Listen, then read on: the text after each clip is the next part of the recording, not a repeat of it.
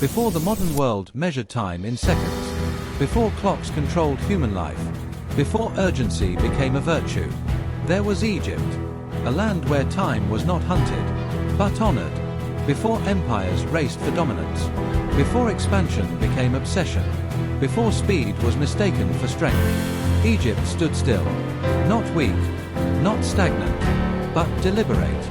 The modern world is built on urgency, faster growth, faster success, faster collapse. Egypt was not built on urgency. It was built on time. Time measured in floods. Time measured in generations. Time measured in eternity.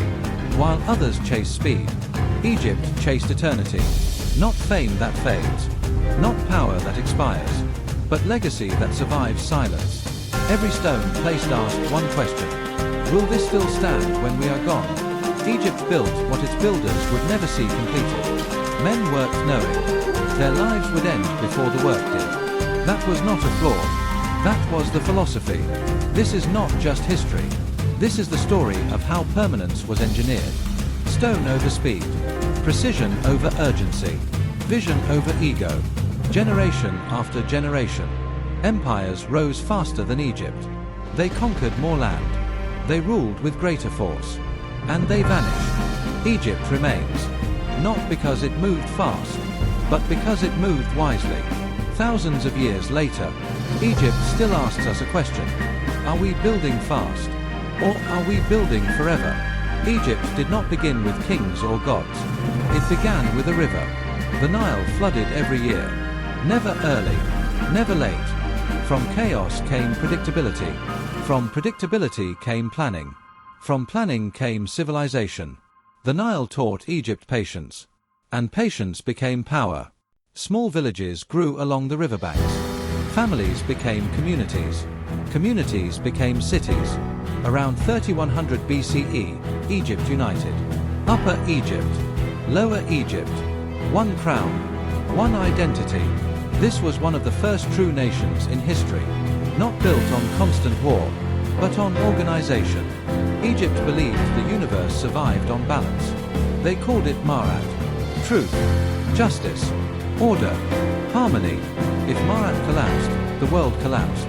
Every law, every ritual, every ruler existed for one purpose: to maintain balance. This belief made Egypt stable, while others fell to chaos. The pharaoh was not just a ruler. He was a responsibility, a living symbol of order on earth. If crops failed, it was his fault. If chaos spread, it was his failure. Power in Egypt was not freedom. It was duty. Then Egypt asked a question no civilization had dared to ask before. What if we could defeat time? The answer was stone. The pyramids were born, not symbols of ego, but machines of eternity, built to protect the soul, built to last forever. No machines, no engines, no shortcuts, only discipline, mathematics, human coordination. Each stone weighed tons, each placement precise. The pyramids were not rushed. They were perfected. Egypt did not fear death. It prepared for it. They believed life was temporary, but the soul was eternal. The body had to be preserved. The spirit had to be guided. Death was not an ending. It was a transition. After death, the heart was weighed against the feather of truth. If the heart was heavy with sin, the soul was erased. If balanced, the soul lived forever. Morality was cosmic, not enforced by police, but by eternity. Egypt feared one thing more than death: being forgotten. So they wrote hieroglyphs carved into stone, prayers written on papyrus.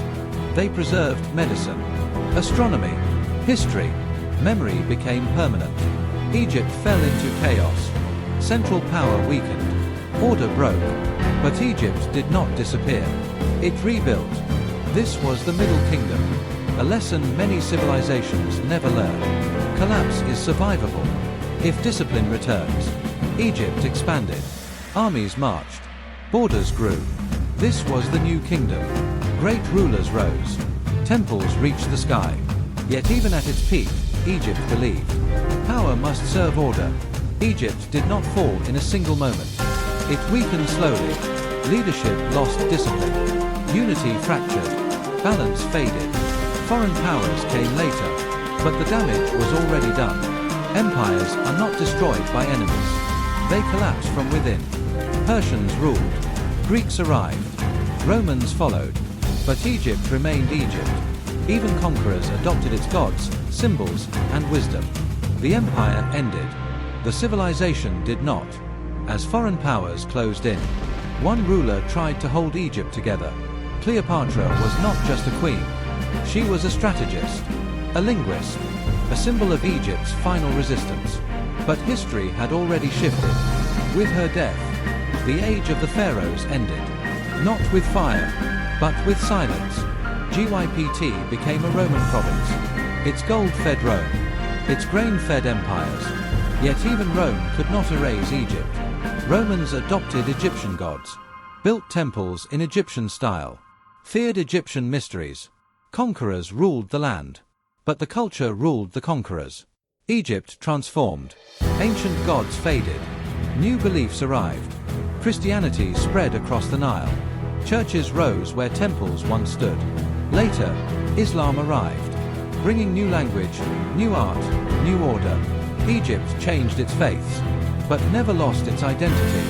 A new capital rose. Cairo. Mosques replaced monuments. Calligraphy replaced hieroglyphs. But the principle remained the same. Build to last. Build with meaning. Build for generations. Egypt adapted, without erasing its past. Other civilizations vanished completely. Their languages lost.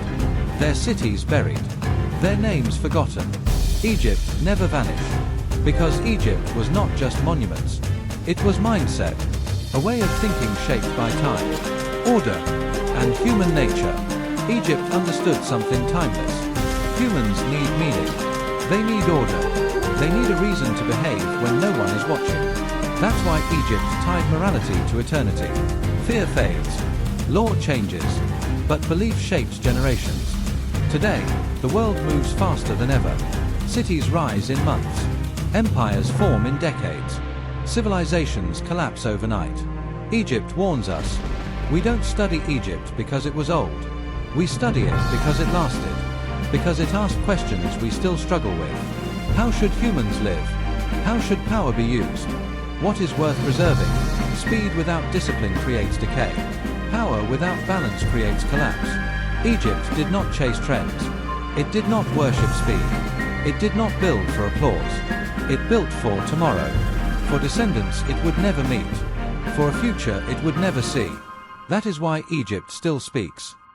This is not just the history of Egypt. It is a mirror. A reminder that civilizations do not fall because time passes. They fall because wisdom fades. Egypt didn't rush. It didn't panic. It didn't forget the future. It built for forever. Time passed. Sand moved. Cities faded beneath the desert. Temples disappeared. Statues were swallowed. Voices fell silent. For centuries, Egypt slept beneath the sand. Not destroyed. Not erased. Waiting. Then humanity returned. Explorers arrived. Scholars followed. Archaeologists listened to the stones. Each excavation uncovered more than ruins. It uncovered memory. Egypt began to speak again. One artifact changed everything. The Rosetta Stone. A single slab of rock. That unlocked a civilization's voice. Hieroglyphs were no longer silent. For the first time in centuries, Egypt could tell its own story.